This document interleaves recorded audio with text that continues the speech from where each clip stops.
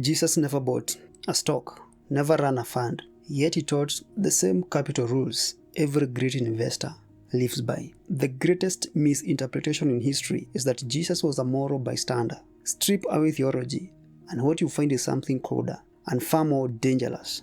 A ruthless realist who understood leverage, risk, and return. He didn't speak in platitudes, he spoke in outcomes. Let's start with the mistake he punished hardest: idle capital. In the parable of the talents, the servant who borrowed money wasn't reckless. He was safe and cautious, and he was fired.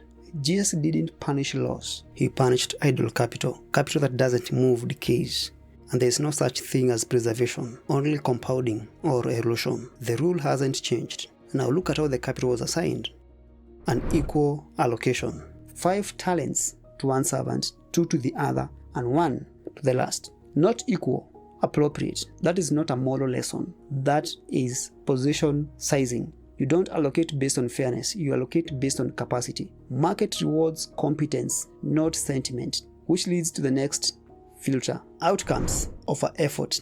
The servant who doubled their capital were rewarded, not for discipline, not for obedience, but for the results. The one who played it safe was discarded. Effort, my friend, without return is irrelevant. Inputs are la vanity, output are la sanity. Then comes the warning most people miss. Fragile wealth fails. The rich fool build bigger barns, more storage, more efficiency, but zero resilience. Jesus wasn't attacking wealth, he was exposing fragility. If your wealth can't survive one storm, it isn't wealth, it is exposure. And then comes the move that offend modern finance. Conviction beats diversification. The merchant finds the parallel of great price and sells everything else. No hedge, no safety net. When conviction is real, diversification becomes delusion.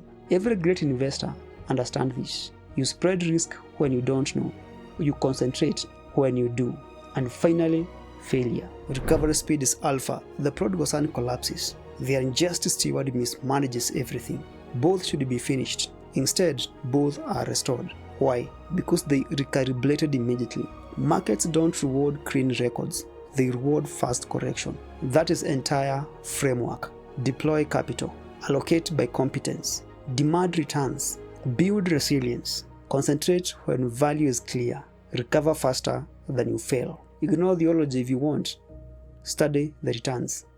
This isn't theology. It is the oldest investment playbook ever written, often disguised as scriptures.